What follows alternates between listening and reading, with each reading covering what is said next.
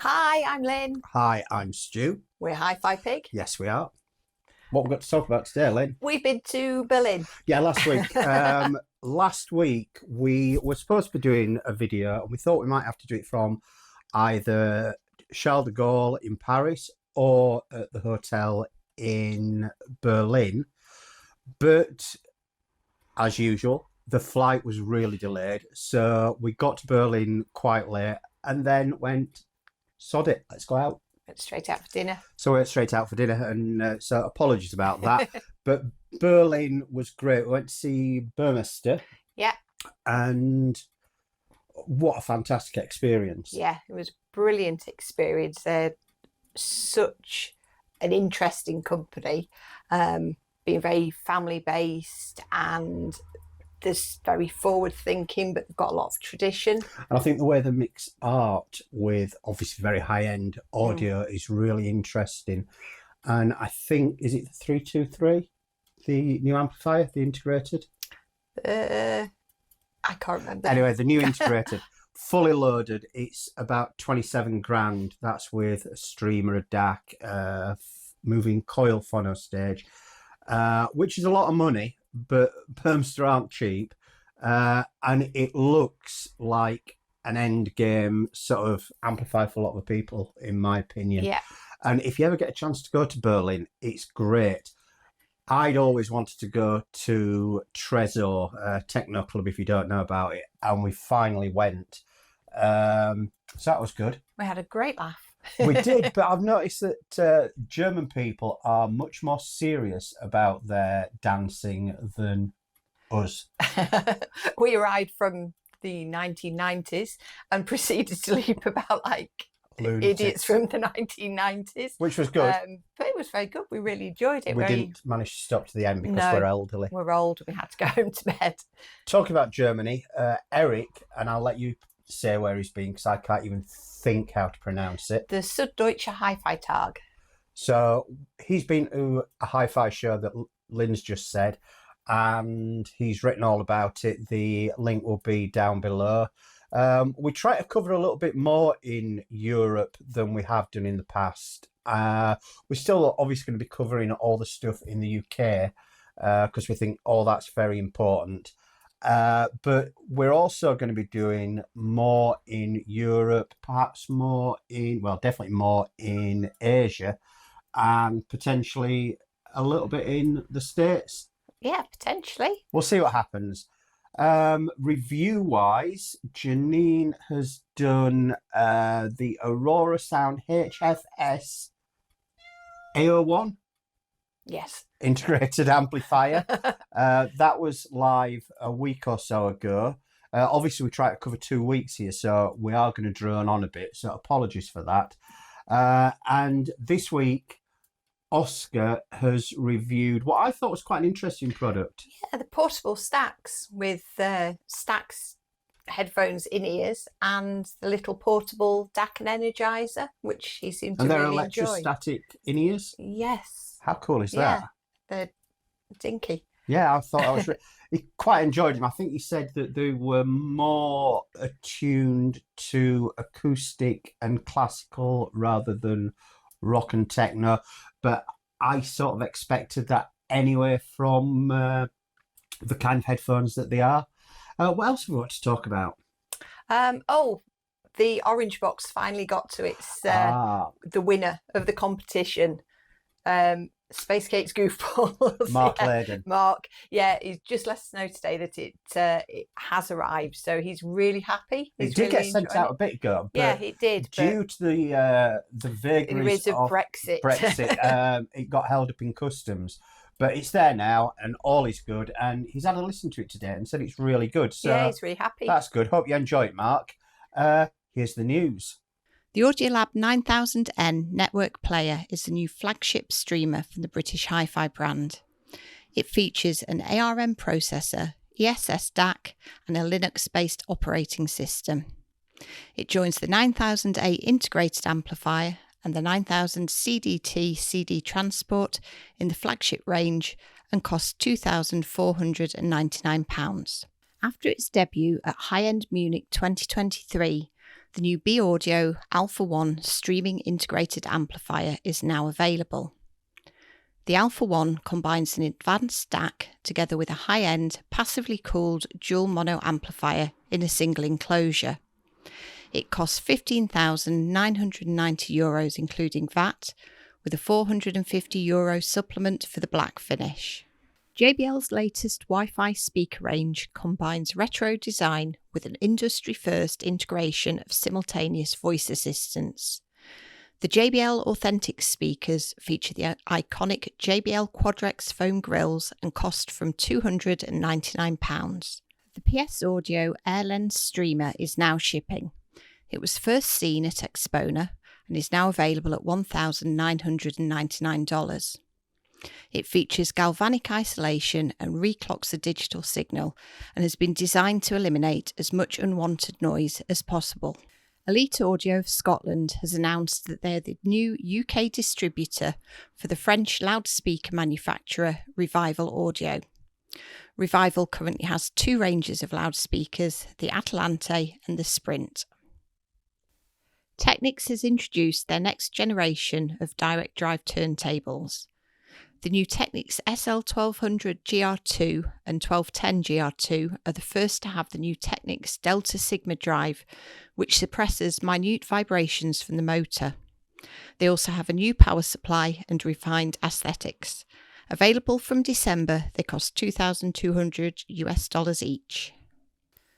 The Thorens TD1600 and 1601 turntables are now available with the new Thorens TP160 tone arm. The TP160 is a knife-edged bearing, J-shaped 9-inch tone arm made from aluminium tubing and with an SME headshell connection. Available at the end of October, the TD1600 with TP160 costs €3,499 and the TD1601 with TP160 costs €3,999. Wiim has announced their debut line of installation-focused streaming products, Wiim Mod. Distributed in the UK by Henley Audio, the Wiim Mod UK line initially comprises of three models: the Mod S single-zone streamer, and the Mod A60 and Mod A110 integrated amplifiers with streamers, which can fully source and power a single zone. Pricing and availability will be confirmed later this year. The Conrad Johnson Art Phono is the American brand's new reference phono stage. It has been designed to accompany the Art 88 preamplifier, and like the Art 88, the Art Phono will be available in a limited edition of 250. It is priced at $28,000 or $30,000 with the optional step-up transformer. House of Sound NYC is an immersive space showcasing audio equipment from Macintosh, Sonus Faber, Project, Rotel and Samico. Previously located in Soho and known as World of Macintosh, House of Sound offers a new approach to the hi-fi showroom. It's an 11,000 square foot townhouse in New York City's Chelsea district. Macintosh says that the House of Sound is a thoughtfully curated townhouse offering a unique, all-encompassing sensory experience. The new HiFi Neo IDSD2 DAC and headphone amp claims to be the first to be able to process Bluetooth aptX lossless. With a compact chassis, it has a space-saving design that can stand vertically or horizontally. Costing £899, the HiFi Neo IDSD2 is available from October. The Luxman L509Z integrated amplifier is the brand's new flagship integrated and is the first model with Life's 1.0 stages in both preamp and power amp, and the first with the Liqua EX volume control. It features the iconic Luxman VU meters and costs $12,495. Lenbrook has acquired the assets of UK-based high-res audio encoding brand MQA. Lenbrook is a private Canadian company and the parent company of PSB Speakers, Blue Sound and NAD. The deal adds MQA audio patents and codecs to Lenbrook's IP portfolio. The musical Fidelity M8X TT turntable is a visually striking high-end turntable combining high mass and an isolation-focused design with a bespoke 10-inch tone arm, multi-layered plinth and a heavy aluminium platter. Costing £8,249, it will be available later this year in the UK through Henley Audio's dealer network. Streaming platform Qobuz has announced a partnership with classical music label Deutsche Grammophon to celebrate the record label's 125th anniversary. The global content initiative will include exclusive playlists, editorial, original video content with Deutsche Grammophon artists, and a wide selection of download offers. The REGA turntable is the result of years of development by the British HiFi brand.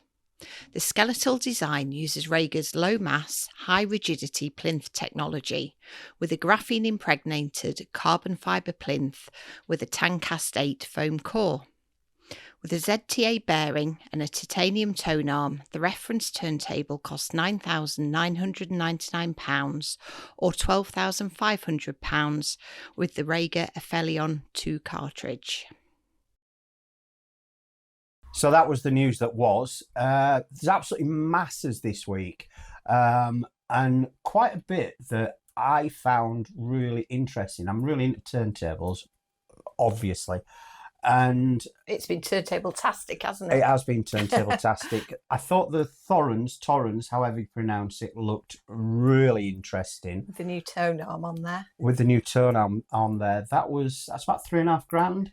I think so, yes. I thought that was really interesting. And then you got the new REGA. Yes. 12.5 grand's worth of new REGA with the cartridge. Now, I didn't think that looked particularly good value. However,